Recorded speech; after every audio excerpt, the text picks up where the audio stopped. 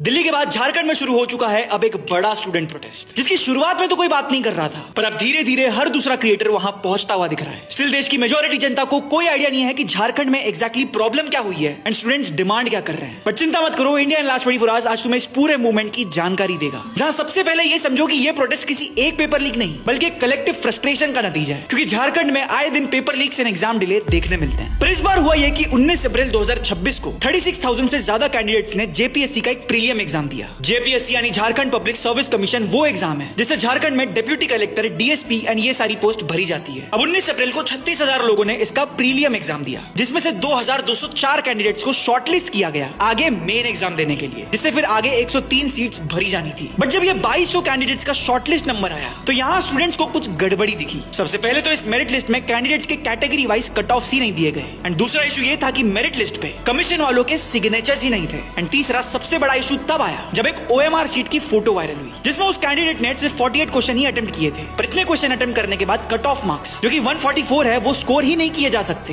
पर फिर भी इस कैंडिडेट को मेन एग्जाम के लिए शॉर्टलिस्ट कर लिया गया। एंड इसी को देख के झारखंड का युवा भड़क गया। आपको बता दूं कि ये वायरल हुआ ओएमआर शीट सच है या झूठ ये वेरीफाई नहीं हुआ, बट स्टिल स्टूडेंट्स में मल्टीपल एग्जामिनेशंस का फ्रस्ट्रेशन इतना ज्यादा था कि उन्होंने रांची में स्ट्राइक शुरू कर दी, जिसे देखते हुए झारखंड गवर्नमेंट ने सीआईडी को यह केस दे दिया। पर अब स्टूडेंट्स डिमांड कर रहे हैं कि जेपीएससी एंड जेएसएससी एग्जाम्स में हुई गलतियों को इन्वेस्टिगेट करने के लिए नेशनल अथॉरिटी सीबीआई को यह केस दिया जाए। उनकी दूसरी डिमांड है अप्रैल में हुए जेपीएससी प्रीलियम एग्जाम को कैंसिल करके एक फ्रेश एग्जाम कंडक्ट किया जाए। रिक्रूटमेंट प्रोसेस में ट्रांसपेरेंसी की भी डिमांड की गई है एंड स्ट्रक्चरल रिफॉर्म्स भी मांगे गए हैं। पर अब आता है इस केस में देवेंद्रनाथ महतो के नाम से एक बड़ा प्लॉट ट्विस्ट, जिन्होंने इस प्रॉब्लम के one of the biggest culprit TDPL को हाईलाइट किया। टीडीपीएल बेसिकली लखनऊ बेस्ड एक एजेंसी है जिसने जेपीएससी का ये प्रीलियम एग्जाम कंडक्ट करवाया, एंड ये प्रॉब्लमेटिक इसीलिए है क्योंकि झारखंड ने ही मई 2025 में इसे जेएसएससी एग्जाम्स में हुई प्रॉब्लम के चलते ब्लैकलिस्ट किया, पर फिर पता नहीं क्यों उसके अगले ही महीने इन्हें दूसरा एग्जाम कंडक्ट करने की जिम्मेदारी दे दी गई। एंड इस बार नजर में आया है इनका मार्केटिंग मैनेजर अभय तिवारी, जिसको इन्वेस्टिगेट करते हुए सीआईडी ने बताया कि ये जेपीएससी के अंडर आने वाले 5 गवर्नमेंट एग्जाम्स क्लियर कर चुका है, एंड इस पे आरोप लगे कैंडिडेट से पैसे लेके उन्हें सीट्स बेचने के। लीडर देवेंद्रनाथ महतो एंड झारखंड के हजारों स्टूडेंट्स इन्हीं चीजों में क्लैरिटी डिमांड कर रहे हैं, एंड हमने इस वीडियो के द्वारा कोशिश की है आपको ये पूरा इशू एकदम इजीली समझाने की। सबसे पहले अगर इन बच्चों की आवाज बुलंद करना चाहते हो तो इस वीडियो को रीशेयर करो एंड इसे स्टोरी पे लगाओ। लोगों को इस प्रोटेस्ट के बारे में एजुकेट करो, क्योंकि पता होगा क्या हुआ है तो ही एक्शन लिया जाएगा। इंडिया लास्ट 24 आवर्स की टीम ने नीट स्टूडेंट्स को भी सपोर्ट किया था, एंड उतनी ही शिद्दत से आज हम झारखंड के बच्चों की आवाज बुलंद करना चाहते हैं। इस मूवमेंट से रिलेटेड सारी डिटेल्स आपको सबसे अनबायस्ड फॉर्म में मिलेगी only on India in last 24 hours. इसलिए मैं बार बार हर बार कह रहा हूं, ज्यादा सोचो मत, फॉलो कर दो इंडिया इन लास्ट 24 आवर्स को अभी के